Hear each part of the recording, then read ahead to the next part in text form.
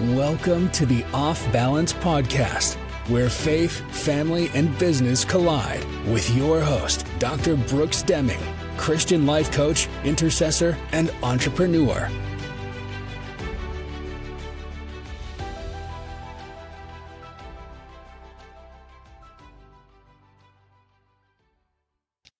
Hello, everyone. I'm Dr. Brooks. Welcome to Off Balance, a podcast for adults trying to balance life.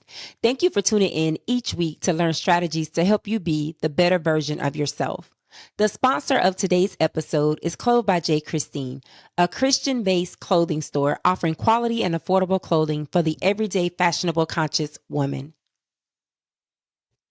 Today's guest is a CTA certified coach. He works with parents to empower them to prioritize themselves so that they can build meaningful relationships with their children. I am excited to welcome to the show, Mr. Joshua Campbell Hogan. Thank you. I'm so excited to be here. Who is Joshua Campbell Hogan? Joshua Campbell Hogan, and you can call me Josh. I'll go by Josh. Most importantly, I think right now who I am is a husband and a dad. And I strive to be the best version of myself I can be for my family. And before that, I wasn't that person. I was searching for who I was, what I wanted, what it was kind of more selfish, I think. And in that, I kind of got lost looking for myself. And coming back to center and realizing that I am bigger than just myself, if that makes sense, that there's more to life than just looking out for me and here to serve others, that opened up a whole nother door. So I am here to be of service for my kids, show up present for them, be in the moments for them, and be in the moments for my husband. And that has opened doors to be actually who Josh is, which is a loving, kind, free, spirited person that wants to serve others. That is really good. So what was your transition like? What even made you realize that you were selfish? Well, for the longest time before I met my husband, I thought I'm never really going to find the love of my life. I'm never going to have kids because I love myself too much. I always said that. I said, if I can find somebody that I love more than myself, then I'll really get married. And I was in a bad relationship for about 7 years. They took, and I gave. Yeah. And then at that point, I thought, you know what? I love myself too much for this. And then from there, I was just kind of like, I just knew that I wanted. And so I started taking. And then I wasn't there for my family. I wasn't there for my friends. And even once I met my husband, I still kind of felt that way. And I started looking for what I wanted. And then even once I got kids, I started looking. I felt like I lost myself. And I started just looking what I wanted to do, starting a business and all this stuff. And then through that, I realized, okay, I'm sort of selfish. And I've been looking for this for a long time. What do I want? What do I want? And when I stopped looking for exactly what I wanted and started looking sort of at the needs of others, then I was able to see what I wanted. Does that make any sense? No, it actually does. It actually does, because I think sometimes we think something traumatic has to happen, like an aha moment to make the light, come on. But essentially it's just living. And right. It's just realizing, wow, we can be so much better if I transition my mindset. So sometimes It's something so simple as watching your kids play, that can cause you to realize, wow, I'm approaching this, differently. So let me just kind of transition a little. So no, I completely understand what you're talking about. Right. And then you mentioned a business. What type of business do you have? I actually am just finishing up my life coaching certification. And through that, I wanted to, and I've tried different network marketing businesses and multi-level marketing stuff. And it just never, and I value those things, and they taught me a lot of things. And I still do something on the side, but I knew that I wasn't serving my higher purpose. And so I started starting a coaching business, and I looked who I could serve and who I was best fit to serve and who I thought I was meant. So long story short, parent coaching is where I want to go in. And not as in how to be a better parent, really. I want to focus on helping parents prioritize themselves so they can build healthy relationships and meaningful relationships with their children. And I think that if we don't take care of ourselves, and I know it seems like it's coming back to selfishness, but it's not, because if we don't prioritize understanding ourselves, where we are, and taking care of our needs, then we cannot pour into our kids. We're not fully present in the moment. We're not fully present in taking them to school, or I found myself constantly on my phone looking for what I needed. Looking for, what does Josh need? How can Josh do this? How can I find my individuality?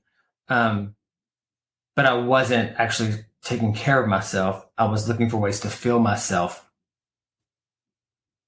And that is so good. That is so good, because a lot of parents do feel like if they put themselves first, especially mental health, or that time to replenish and to refuel, they feel like that they're being selfish, not realizing that you have to be at 100% to be the best version of you, whether that's a spouse, a parent, whatever it is. In order for you to be your best version, you have to be a version that is rested, a version that can, clearly think, whatever that looks like for you. So I am so excited for you that you are going to help parents. And so what does coaching look like? That's a great question, Dr. Demings. That's a great question. So I think that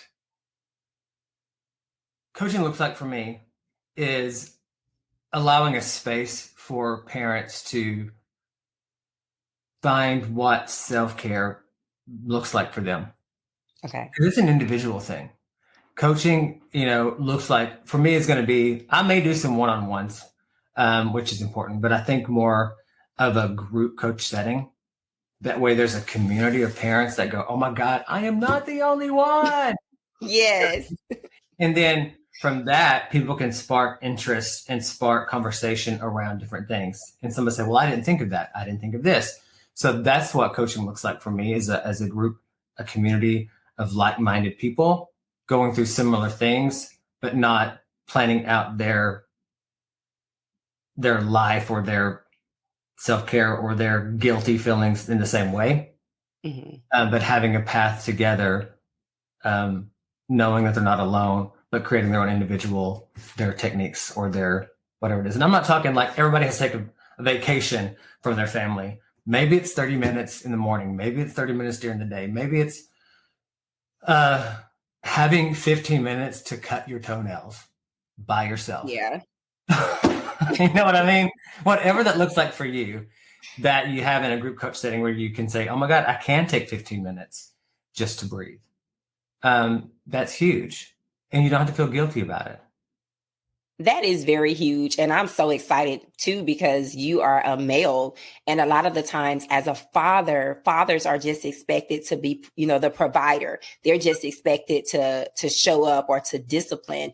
When I think a lot of the times we forget that, there's an emotional part as well. We need to make sure that dads are also, in a good space mentally. So I'm really glad that you as a male is really, stepping into the role of making sure that parents are 100%. So what was that like for you, realizing that you're going to be a coach to parents? It was very...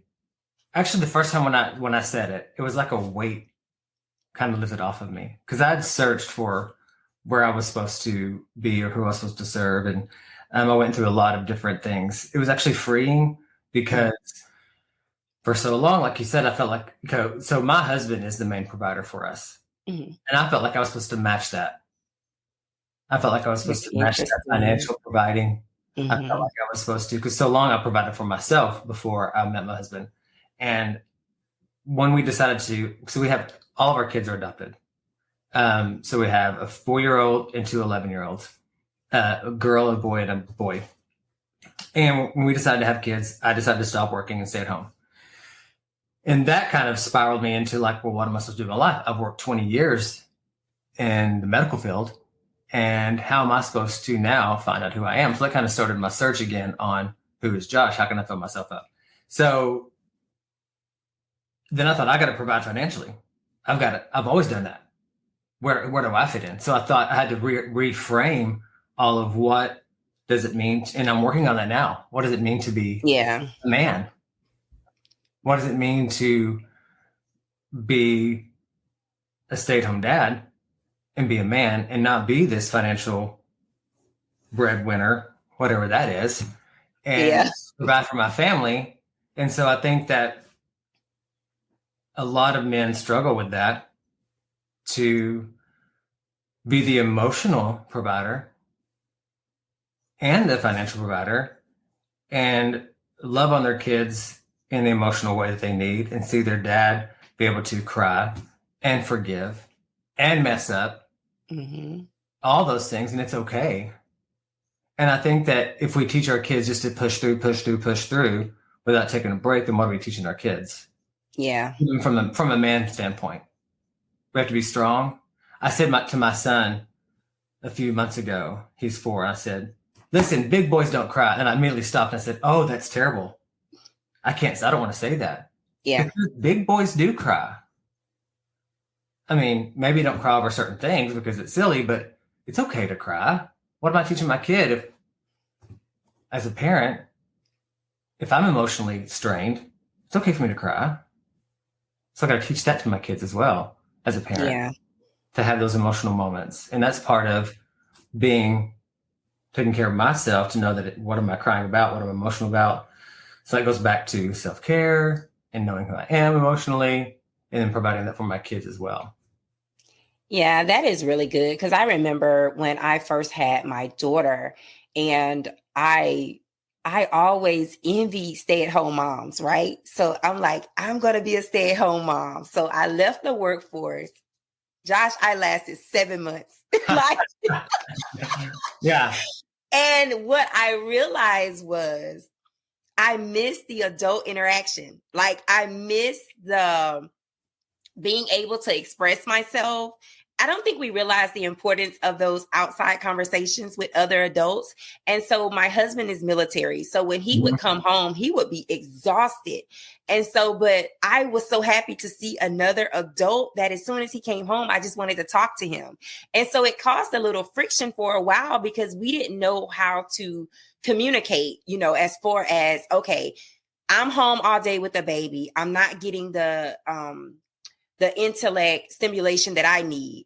You're at work all day, running things. You're super busy. You're super stressed. So we didn't know how, I didn't know how to allow him to come in and decompress. And he didn't know how to listen to me because I legit was like isolated all day.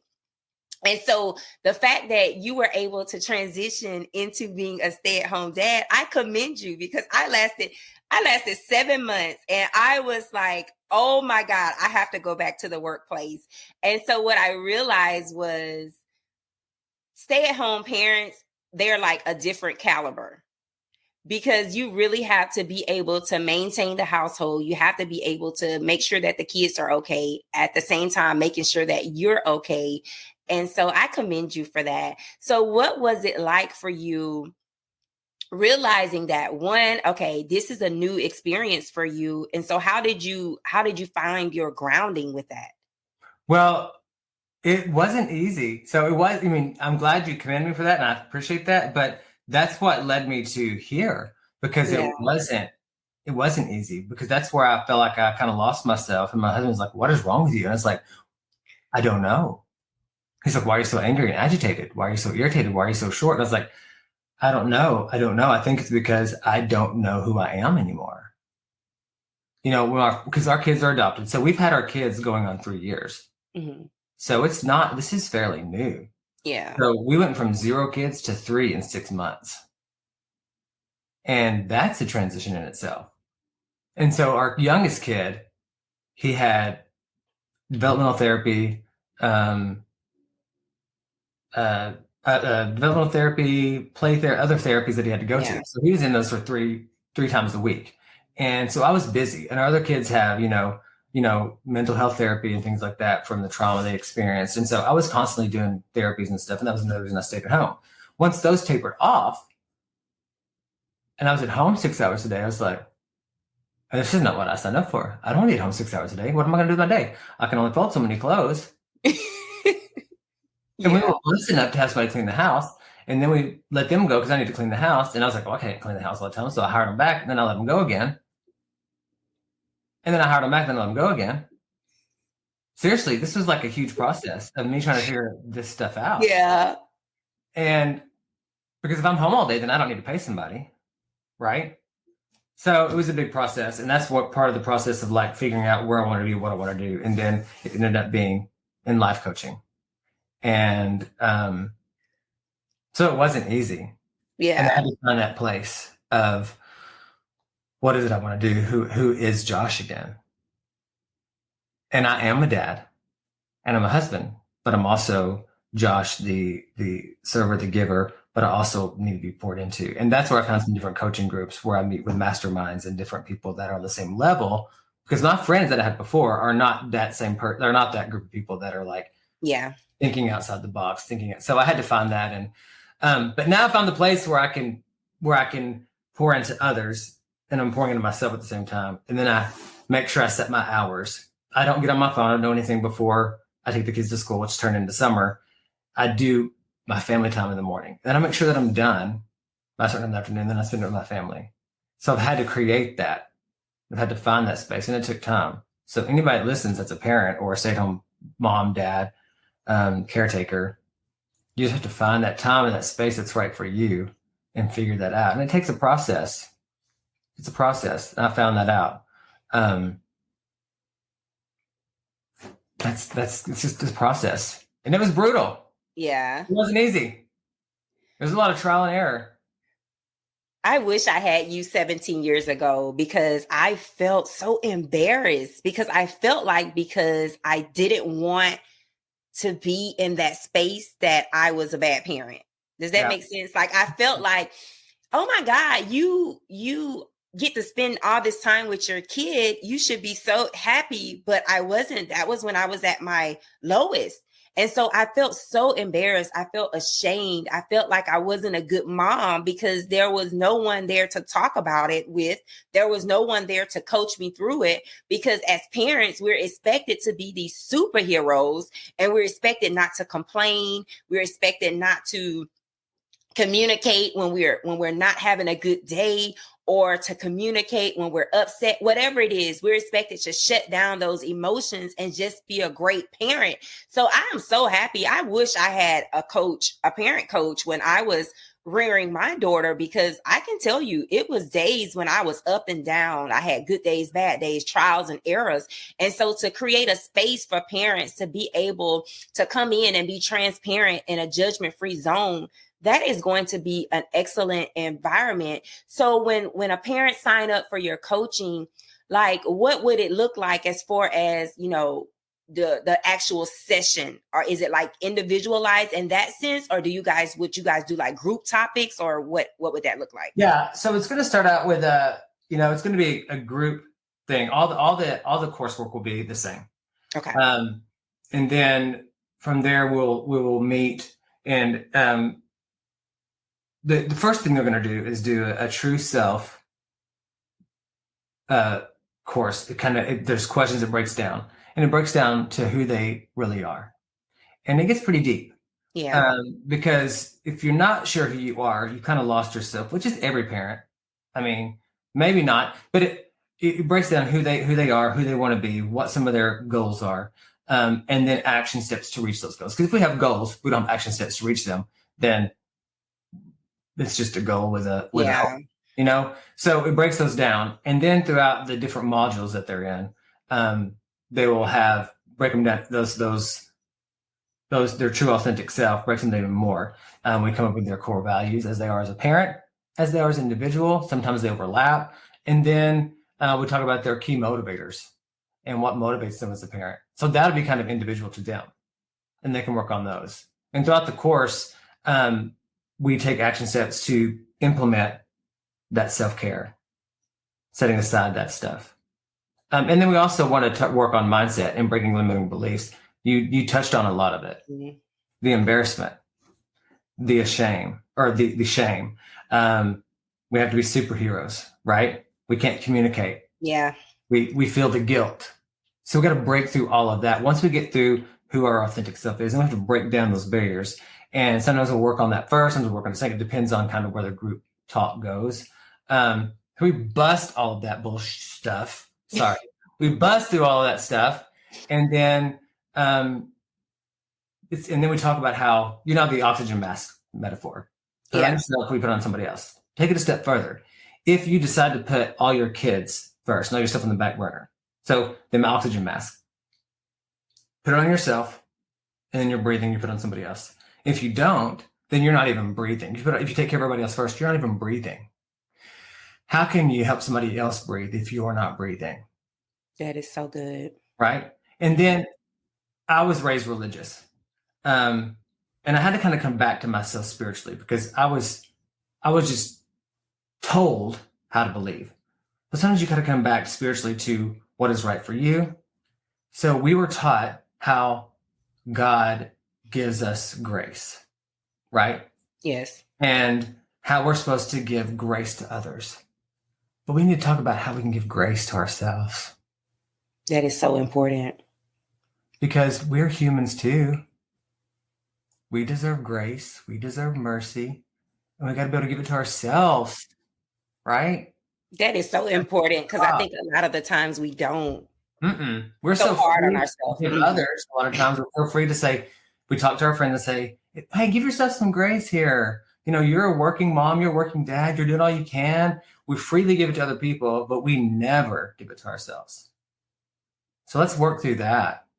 You are human. You are enough, full stop. Your coaching is going to be so good. So can people sign up? Is it a short-term program? Is it a long-term? What does your packages look like in the amount of the length of time? Actually, my first launching will happen in July and the coaching program will start August 7th. That'll be my first. So it's not all out there just yet. So I'm excited to do the launch in July. And I'm excited to start signing up people in July. So be looking for that. And so do you have a website? If they wanted to contact you, how would they contact you? Right now, it's my email. It is Joshua Campbell Hogan at yourlifewithpurpose.com. I like that. Your Life with Purpose. Yeah. I like that. Full transparency, I had nothing. I had a website up and it's under construction again because the topic changed from that because I went into the parent coaching. And so it kind of changed. So we're adjusting the website as we speak right now to be streamlined for the parenting coach. So that's why I'm putting the launch date out a little bit because I'm adjusting some of that and some of the coursework. So I'm really excited.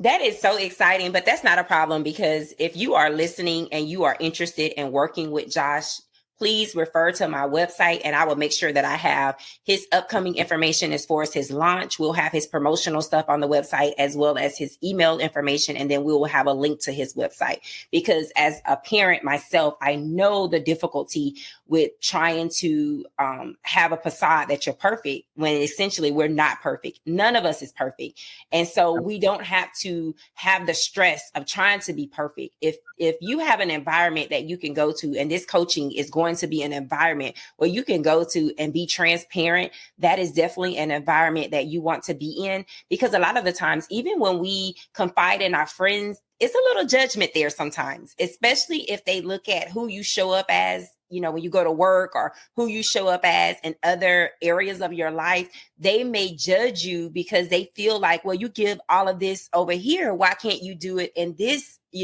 part of your life? And it's not that simple. It's not a one size fit all approach to everything. So again, this coaching program is really going to bring insight to, yourself as a person, as well as who do you want to be as a parent. So again, I commend you because a lot of men, and I'm not trying to make this a gender thing, but a lot of men do not feel comfortable voicing their stresses as are supposed to be hard. You're supposed to, not have emotions. You're supposed to just be dad. But we forget that that's a whole person in there. Right. And dad is just a title. Right. So I commend you. Like, I don't think you realize the walls that you are breaking down just by saying, I'm a parent. It can be hard. It can also be rewarding, but this is what I did to transition into the person that I am today. So again, I just commend you on that, because that I know that was hard, because I can remember not wanting to say it. Like, I can remember being on the phone with my friends and they would say, how was your day? Or how is it going? And I wanted to say it so bad. I hate being a stay-at-home mom, but I could never say it because I just knew it would be judged. I just knew that they wouldn't understand that the woman needed more.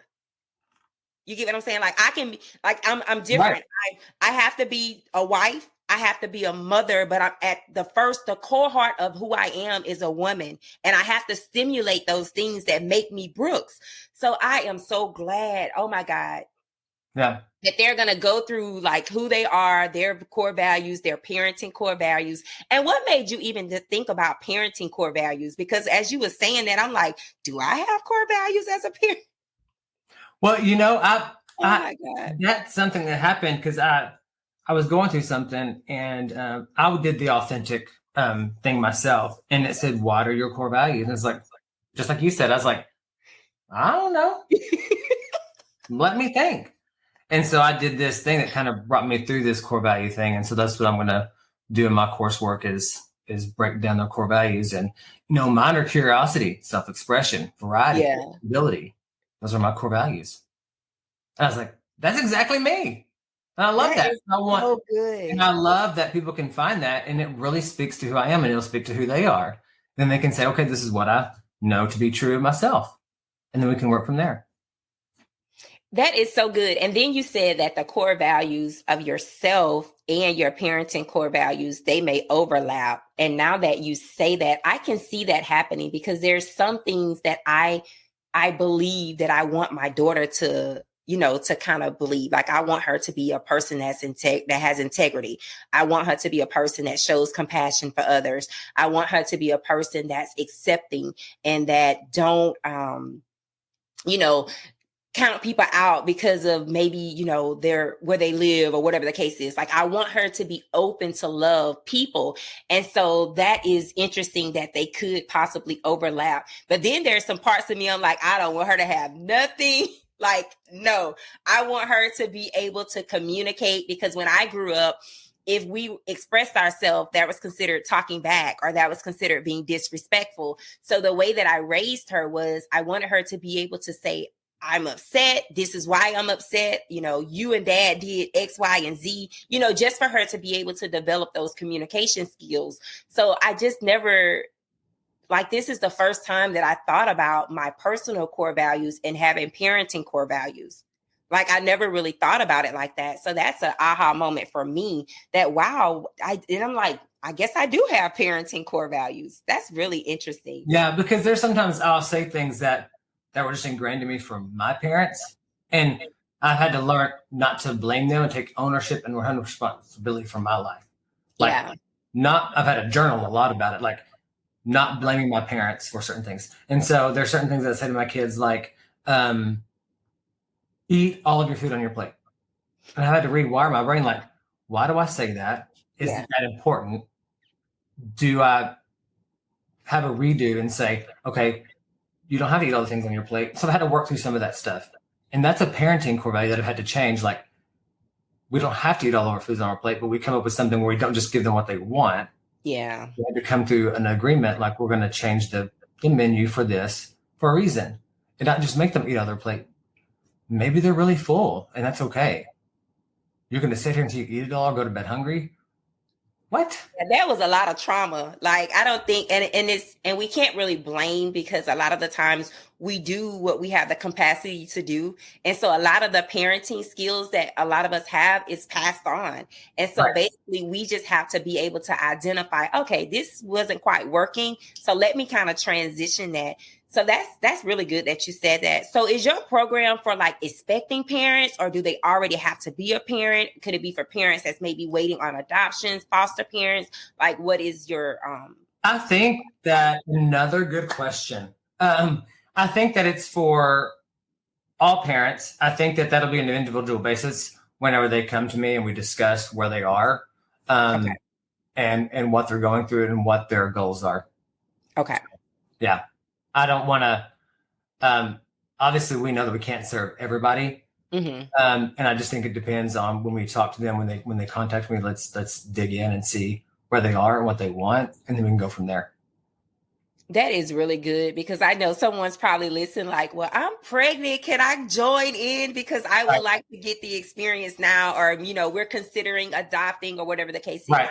So please make sure you reach out to him just to see if you are a fit for his practice, because like I said, it's going to be like eye-opening, and there are going to be a lot of aha moments, because just talking to you, I'm like, wait a minute, my daughter's about to be 18, but I think I might need to get into this program, because now that next year she would graduate high school, we would transition to empty nesters, and now we have to change our parenting approach. So I will probably be reaching out to you, Josh, because I'm like, where are the empty nesters at in this group? Because like, how am I going to transition? That's like, that's a different, that's going from minor to adult. So now I have to approach, things differently.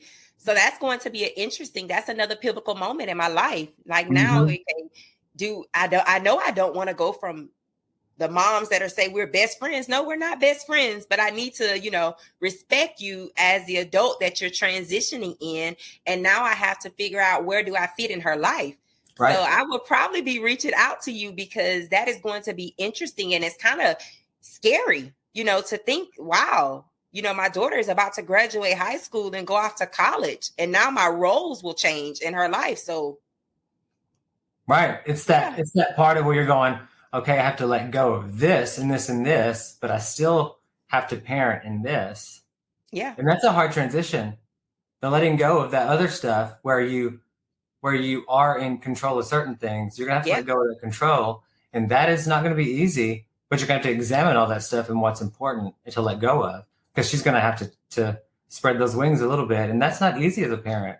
Yeah. I'm not there yet, but I can foresee that, Yeah. And so I'm just thinking, like, you got a client, I will be right in your group, because as I'm talking to you and I'm thinking about, wow, I'm about to transition into another area of parenting.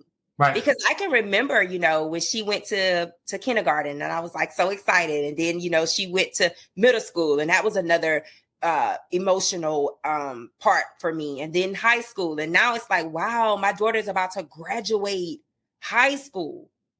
And so now to look at my parenting, it's like, did I do enough? Because, you have that fear of, did you do enough to prepare them for the world? Because the world is so different now than when we were coming up. And so it's like, did you do enough? And then it's like, the woman that I am, does she admire that woman? Is this the type of woman that she wants to be? So then you have that going on. Because the one thing I would never want to hear is, I don't want to be anything like my mom. It's like, right. A lot of times when they say that, it's not the mothering or the parenting, it's the person that you are as an individual. So right. It's a lot to deal with. And so I would definitely be reaching out to you. So if you can leave the audience with one thing, what would it be? I would say that as a parent, look at how you treat yourself, how you maintain your relationships.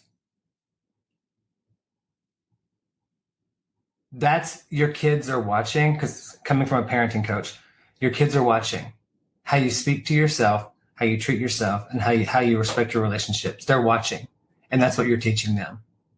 So just be mindful of those things, because they will repeat them in their life. They would definitely repeat them, because I can see times when, how like a kid would see another kid have a tantrum. Mm-hmm. And then the next time they experience that emotion, they would try to have a tantrum. I can remember one time I had road rage. And I was just so upset. I was like, oh my God, you cut me off, whatever. My daughter literally mimicked the exact things that I did. And from that day forth, I said, never again. I will always be on my best behavior, because she was like 1 or 2. And she was trying to tell her dad about she was all doing this. Like, I was like, wow, I was so embarrassed. I know. I opened a package, or tried to open a package one time, and I couldn't get it open. And I was like, oh, I can't get this package open. Gosh. So my son was trying to open something, and he was like, oh, I can't get this package open. So they mimic our emotions of frustration. So if they do it in a package, and they say, just imagine whenever I get frustrated about something else, they're going to do the same thing. So I'm not saying emotions are bad. Yeah. Obviously, emotions are good. But how we act in certain situations, they're going to do that same thing. So if we don't take care of ourselves, we just go, we're going to do the same thing. Stress, anxiety, we put that on them too. So we have to learn it. That's what I'm saying. We got to prioritize ourselves, learn to take care of ourselves, and then be there for them. They're going to do the same thing. That is so good. Well, it has been a pleasure having you on the show, because again, you are talking about a topic that a lot of people just really shy away from. And I think it's because they don't want to be judged. They don't want to be made to feel like they're not a good parent.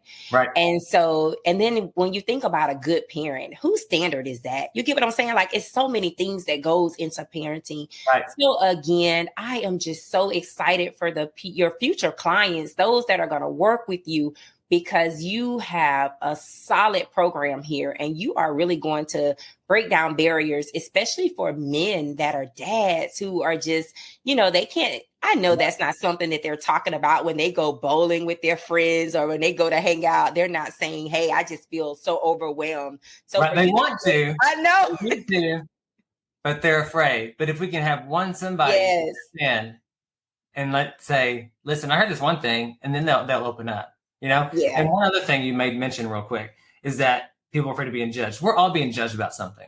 Yes. Somebody's judging somebody about something. If we can block that out and say, somebody's going to judge me about something. If they want to judge me about my clothes, my hair, whatever, you know what? I'm not going to let them judge me about my parenting, because I'm going to do it the best way that I know how, and I'm going to get help doing it. Yes. And I'm going to be proud of that, getting help. It's okay to ask for help. It's okay. It definitely is. So listen, if you are listening again, I will have all of Josh's information on brooksdeming.com. I will make sure that you guys are able to link up with him. We are so excited because he is doing his official launch. Well, he will start the pre-launch in July, and then he will go live on August the 7th. And so if you are a parent and you are listening, I am telling you, this is not an opportunity that you want to miss out on, because we need support as parents. And sometimes we have to move outside of our circles in order to be able to get the truth and in order to be able to grow. So if you guys are listening, I assure you that you will not be disappointed if you reach out to Josh. Again, all of his information will be on my website. Josh, again, thank you so much for joining us. You have just enlightened me. Listen, my child is 17 and I'm like, I'm about to go to coaching. Come on, we got you. So listen, parents, your kid age does not matter, because at the end of the day, even if they're an adult, your parenting doesn't stop. We are parenting them until, unfortunately, one of us pass away. So it does not matter what age group your children are. If this is something that you feel will be beneficial to you, I encourage you guys to reach out to Josh, because he is a great coach and he is a great father, a great husband. Everything about him is great. And so you will be in good hands. Again, Josh, thank you so much for joining us, and we will be sure to keep in touch with you. Thank you so much.